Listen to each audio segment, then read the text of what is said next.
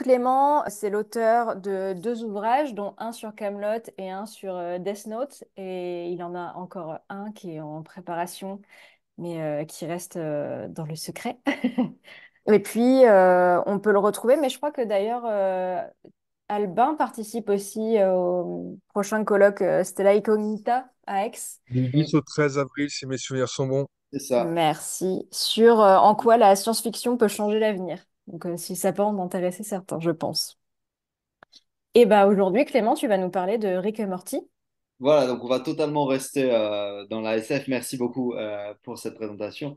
Donc, comme d'habitude, beaucoup d'entre vous connaissent ma façon de fonctionner. Je suis toujours sur des supports extrêmement visuels et donc je trouve que cette image représente tout à fait le côté what the fuck de cette série incroyable qu'est Rick et Morty. Il faut rappeler que c'est une série qui a déjà plus de 10 ans d'existence maintenant. Elle a commencé en 2013. C'est une série pour adultes. On ne le rappellera jamais assez. C'est pas destiné à un jeune public. Loin s'en faut. C'est une série donc créée par Justin Roiland et Dan Harmon, sachant que Justin Roiland prête sa voix dans la version originale à Rick notamment. Je vous suggère par ailleurs de regarder cette série en langue originale, hein. Les plateformes actuelles le permettent et je trouve que la VO permet de saisir beaucoup de gags et de nuances dans la série.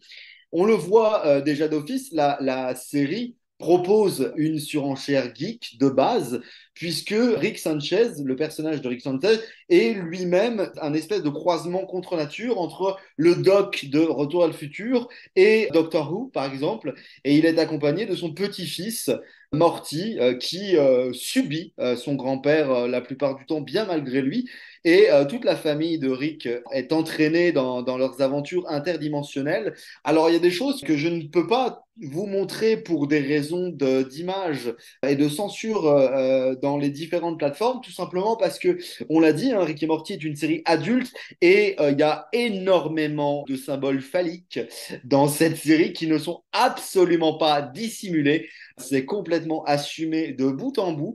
Il y aurait beaucoup à faire, beaucoup à dire. Petite pensée pour Sébastien, comme d'habitude. Il y a également beaucoup à faire, beaucoup à dire, tu me l'accorderas puisque tu connais la série, sur la place des fluides et autres trucs gluants dans cette série, hein.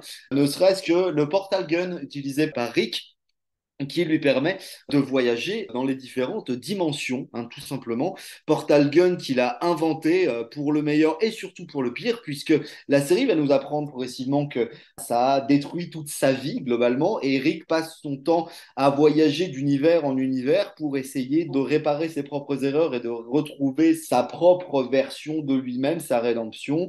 Pour le moment, la série comptabilise 7 saisons. Alors évidemment, ça va spoiler un peu, je ne vous le cache pas, je n'ai guère le choix, mais cette série notamment nous permet de parler de parodie et de surenchère geek. Qui est cet homme en dessin animé? Eh bien, c'est tout simplement Joseph Campbell, parce que l'une des premières parodies que Rick et Morty se permet de faire, c'est la parodie sur la théorie des récits et des mythologies elles-mêmes. Je vous rappelle basiquement, rapidement, qui est Joseph Campbell. C'est un célèbre théoricien des mythologies, des mythes, qui a publié plusieurs ouvrages, dont un extrêmement célèbre qui est Le héros aux mille et un visages. Et en fait, Campbell, globalement, je resitue, c'est un ouvrage qui a été publié pour la première fois en 1949, qui a été augmenté plusieurs fois.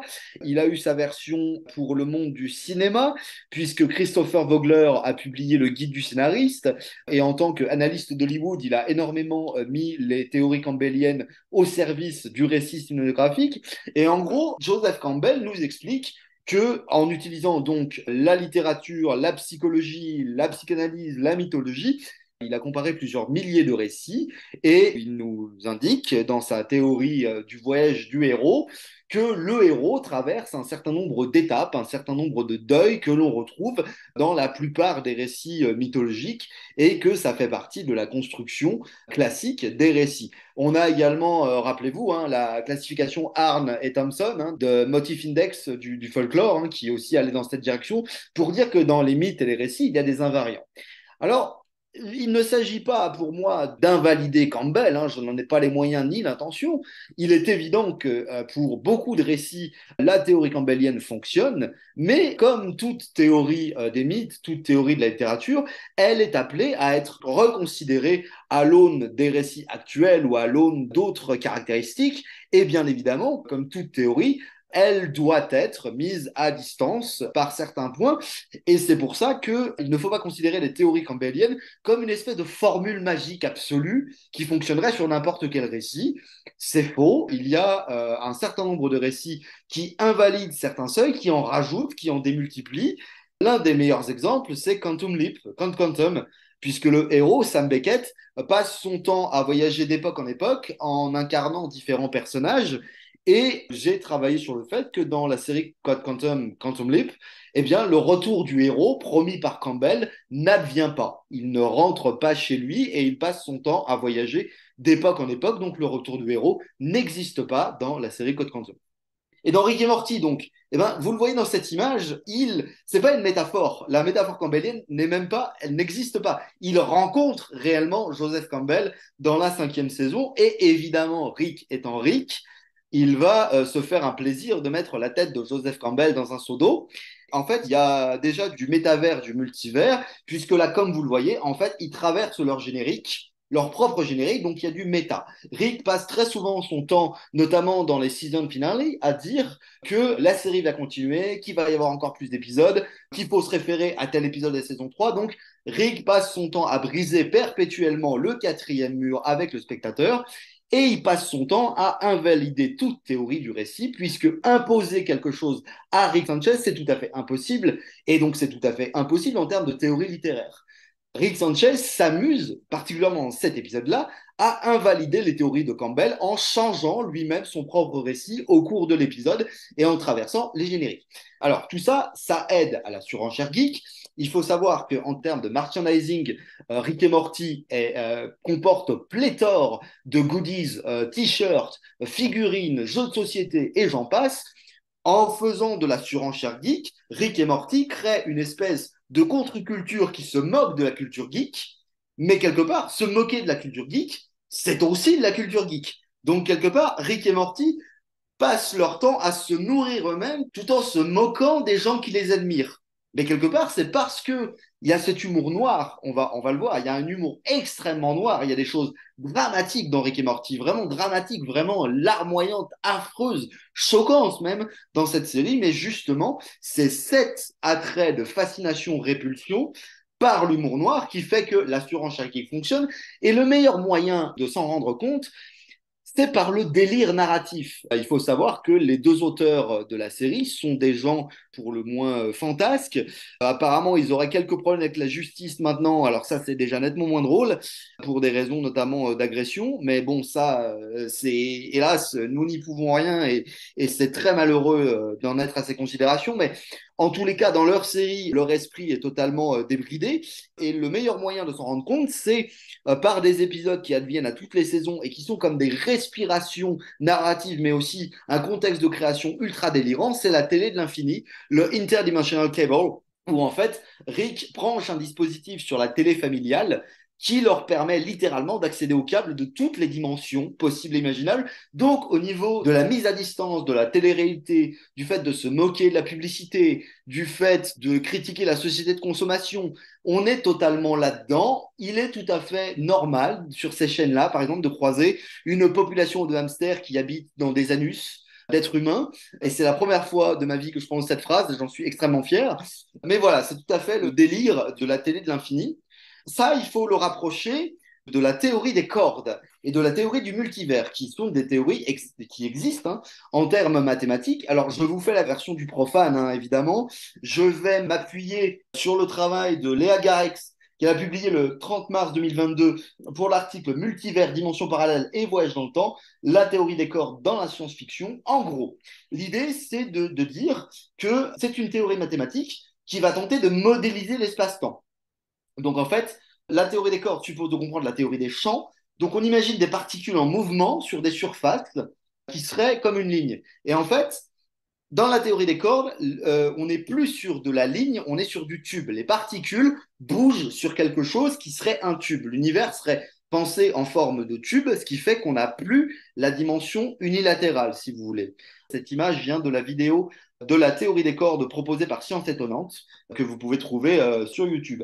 Et le multivers, en fait, c'est d'imaginer qu'il existe un ensemble de dimensions, un ensemble d'univers qui auraient de petites variations les uns les autres, ce qui fait qu'en fait, la Terre sur laquelle vous lancez une pièce, la pièce va retomber sur le pile, mais sur une autre Terre, la pièce retomberait sur la partie face, par exemple. Et en fait, Rick et Morty jouent énormément avec ce principe-là, puisqu'en réalité, le principe du portal gun, du pistolet que possède Rick, c'est justement de passer des dimensions à l'autre dans des univers qui sont parfois très très éloignés de celui que nous connaissons et parfois qui n'ont que d'infimes variations. Et comme on peut s'en douter, en règle générale, Rick est aussi rapproché de la figure d'un savant fou, très clairement.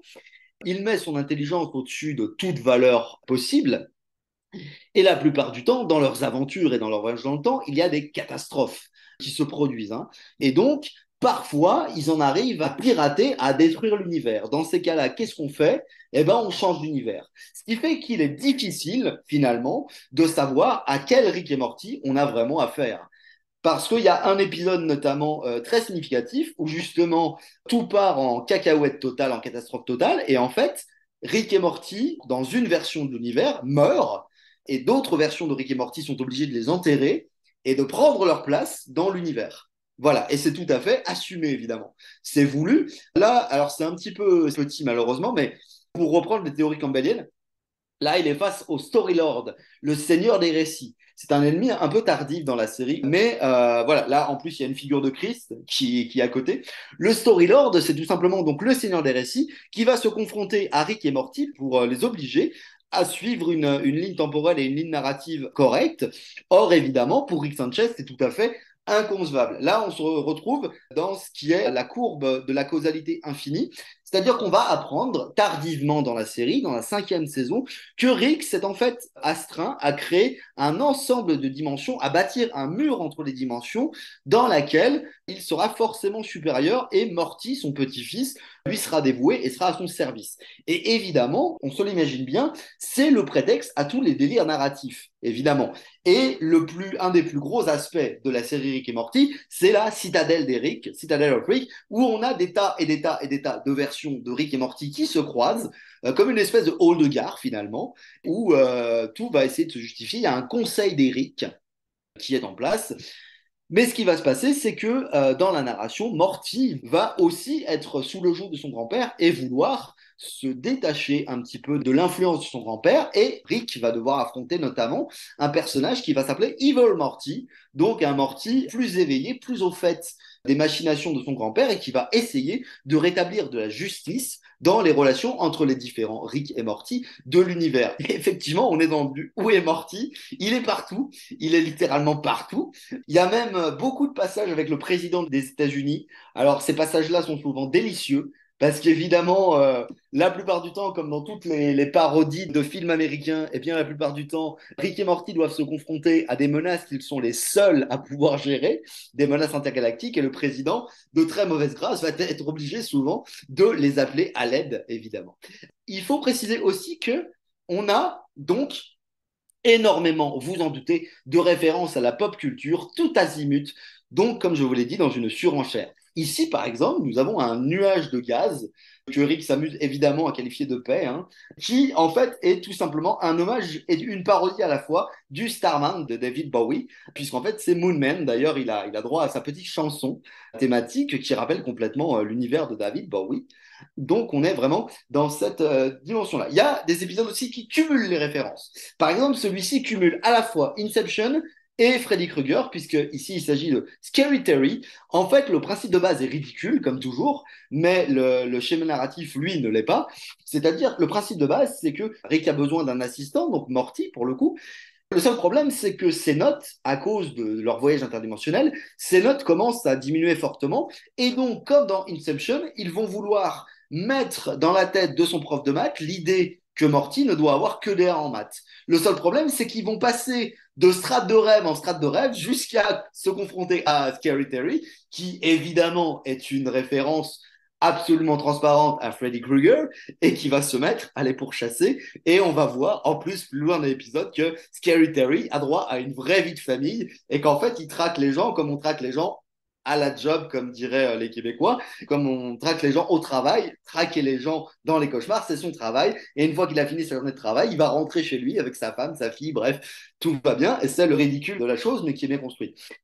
Importance aussi du trauma dans Rick et Morty, hein. Là, ce que vous voyez là, c'est tout simplement une salle dans laquelle Rick conserve les mémoires traumatiques de leurs aventures, les souvenirs traumatiques. Et en fait, on va se rendre compte dans un épisode que volontairement, il retire certains souvenirs à Morty parce que sinon, il serait complètement brisé de partout et il refuserait mordicus de continuer avec son grand-père. Le seul problème dans cet épisode-là, c'est qu'évidemment, ça va partir en vrille comme toujours et les deux personnages vont perdre la mémoire, ce qui fait qu'ils vont devoir réavaler leur trauma pour retrouver la mémoire.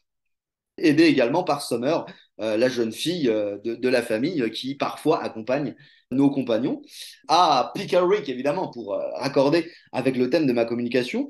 Pickle Rick qui est un des épisodes les plus violents de la série, mais aussi les mieux construits. C'est devenu célèbre, hein. Il y a énormément de mimes avec Pickle Rick, il y a des t-shirts, tout ce que vous voulez, avec le fameux I'm Pickle Rick. En fait, en gros, ce qui se passe, c'est que toute la famille de Rick est complètement traumatisée, on est d'accord, hein. C'est vraiment une famille qui mériterait d'être en thérapie familiale, et c'est précisément ce qui va se passer. Beth, la fille de Rick, va demander à ce que tout le monde parte en thérapie familiale, et Rick ne veut pas, et pour échapper à la thérapie familiale, il va se mettre lui-même dans un cornichon.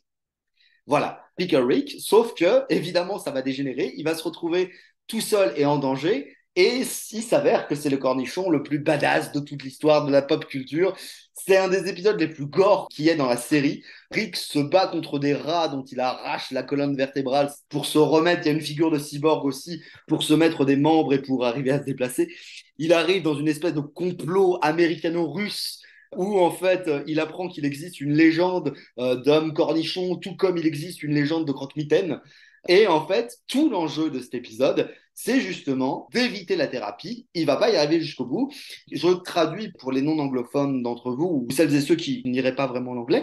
En gros, là, il explique qu'il ne respecte pas la thérapie. Il est psychophobe, hein, entre ses qualités, si je puis dire. C'est ironique, non. Dans tous ses défauts, Rick est également extrêmement psychophobe, évidemment, hein. Il ne croit qu'en l'intelligence et pour lui, la thérapie est une aberration. Il dit à la psy qu'il ne respecte pas la thérapie parce que c'est un scientifique, parce qu'il invente, qu'il crée, qu'il détruit, et que quand il n'aime pas quelque chose dans ce monde, il a le pouvoir de le changer. Il dit en substance qu'il ne voit pas l'intérêt de s'enfermer dans le bureau d'un serviteur de l'incompétence, de l'ignorance, et de mettre un mot sur tel et tel sentiment. Il explique que ça fonctionne très bien pour rassurer le bétail, mais que lui, personnellement, il n'est pas client. Voilà. Et la psy, évidemment, va lui répondre derrière, d'une manière bien vue.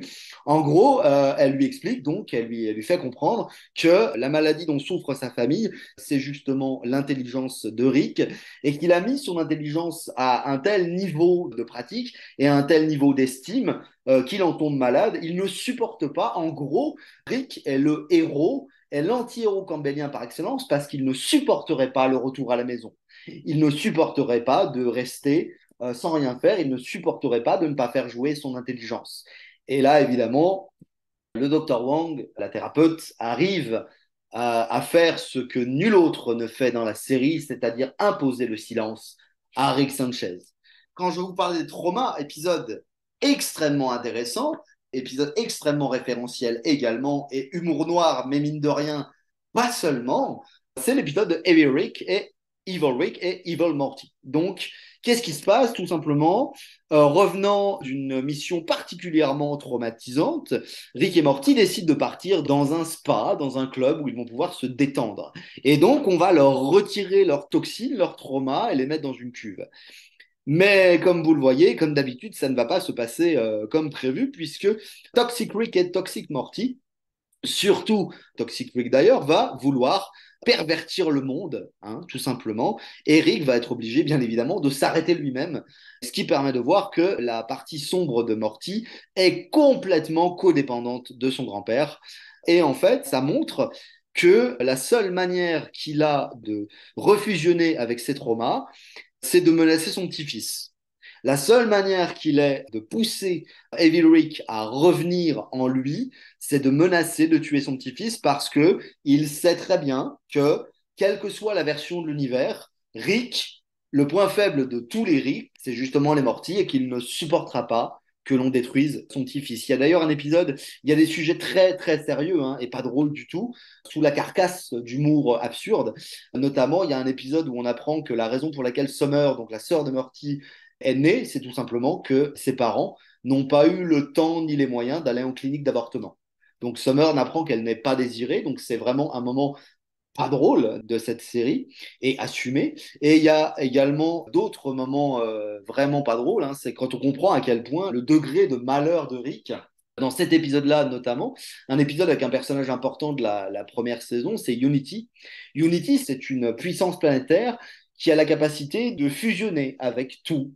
Et cet épisode est peut-être un des plus tristes de la série, mais c'est aussi l'épisode qui comporte la quotation, la citation la plus drôle. Donc Unity peut tout assimiler. On comprend d'ailleurs qu'il y a une histoire d'amour très forte entre Rick et ce principe de fusion universelle. Et en fait, Rick finit par lui dire Can you assimilate a giraffe?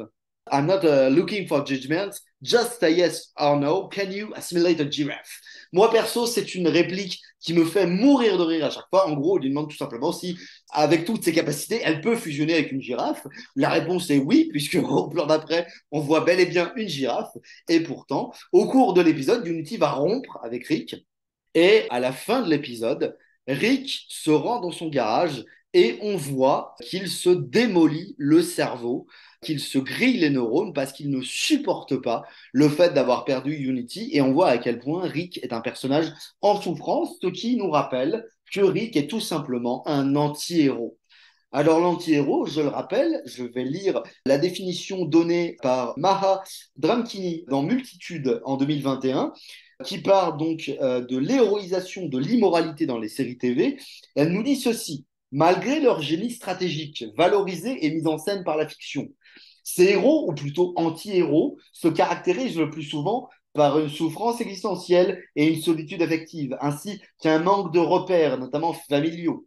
D'où l'intérêt de distinguer ici l'anti-héros littéraire, dont la spécificité tient à son simple manque de qualité, de l'anti-héros de ces séries TV, dont les qualités tactiques et rhétoriques sont tout autant mises en avant que les vices moraux, appelant paradoxalement à la prise de recul quand on constate l'objet de fascination majeure qu'il devient.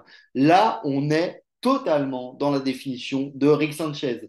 Rick Sanchez est un personnage techniquement ignoble, mais vraiment ignoble. La première fois qu'on le voit dans la série, il est ivre-mort. Il entre dans la chambre de son petit-fils, il est totalement ivre, il est là pour l'emmener en mission, il veut tout simplement que le petit-fils s'insère une graine dans les fesses pour passer dans un aéroport. C'est outrageant, vraiment c'est outrageant pour un spectateur un peu sensible. Moi perso, ça me fait énormément rire, mais parce que je suis irrécupérable. Mais on peut tout à fait comprendre que Rick soit totalement choquant dans sa manière de procéder, d'autant qu'il est complètement malade alcoolique. La première fois qu'il ouvre la porte de son vaisseau, on a des cadavres de bouteilles par dizaines qui tombent. Donc effectivement, on se dit, mais quel est donc ce clochard spatial? Eh ben, le clochard spatial est beaucoup plus construit au fil des épisodes qu'on ne peut l'imaginer. Dans les épisodes pareils, traumatisants, à un moment donné, Rick va laisser Morty choisir une aventure. Voilà, donc il va choisir, et Antonin va s'y retrouver, il va choisir une aventure digne de Dungeons and Dragons. Il va choisir une aventure justement où ils vont partir justement en quête d'un trésor, un peu à la manière de Jack et le haricot magique. Sauf que Morty va croiser un ennemi qui n'a rien de fantasy, malheureusement. Il va croiser le roi de cette ville, de ce village, et il se trouve que le roi est un agresseur sexuel. Il va subir une agression sexuelle dans les toilettes, qui n'est pas ellipsée. Alors, c'est pas un viol, c'est une tentative de viol, c'est une agression sexuelle. Mais le fait est que Morty va ressortir de là totalement traumatisé, totalement chamboulé. Et comme on le comprend, et en fait, Rick, qui est en train de faire du gambling, qui est en train de parier à la table, va voir, il va regarder l'état de son petit-fils, il va regarder vers la porte des toilettes, il va faire le lien, mais il n'intervient pas. Et là, on se dit, mais es-tu sérieux? Tu as compris ce qui s'était passé? Vraiment, tu ne vas pas intervenir. Et pendant tout l'épisode, on pense que tout ça va rester anodin, impuni.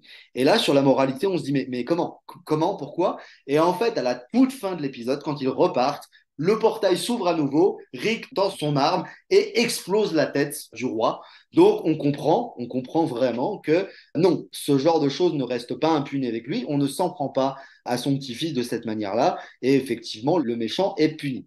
Autre épisode que j'aime beaucoup, justement, dans ce cadre-là, un épisode un peu tardif aussi, The Old Man and the Six, parodie du vieil homme et la mer. En français, Le vieil homme et la merde. C'est fantastique comme titre. En gros, le principe de l'épisode, c'est que Rick possède des toilettes dimensionnelles personnelles sur lesquelles il va faire son affaire, évidemment, sur lesquelles il va à la selle. Et en fait, il découvre que quelqu'un utilise ces toilettes. Et il va passer tout l'épisode à traquer la personne et à voir qui utilise ces toilettes. Et alors qu'on pense que, bon, il va le trouver, évidemment, et alors qu'on pense qu'effectivement, il veut simplement punir la personne, il va se rendre compte lui-même que la personne est seule et très triste. Et en fait, il va mettre un dispositif sur ses toilettes. On pense qu'il va tout simplement piéger ses toilettes de manière définitive, hein. Et en fait, le personnage qui utilise ces toilettes va décéder au cours de l'épisode.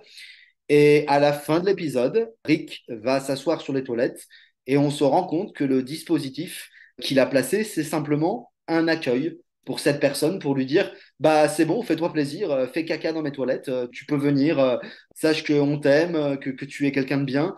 Voilà, il a fait ce geste d'humanité envers lui, mais la personne ne le verra jamais puisqu'elle est décédée. Et on voit bien que Rick se retrouve encore une fois plus seul que jamais. Et on retrouve dans cette perspective quelque chose du héros solitaire. C'est classique, mais ça fonctionne. Le Doctor Who ne fonctionne que là-dessus. Mis à part ses compagnons, qu'il va souvent perdre, il est potentiellement... Alors, ça a changé un peu dans la saison actuelle, certes, mais pendant très longtemps, il a été le dernier des Time Lords. Il a été l'être le plus seul de l'univers. Et Rick n'est pas seulement l'être le plus seul de l'univers, c'est l'être le plus seul du multivers.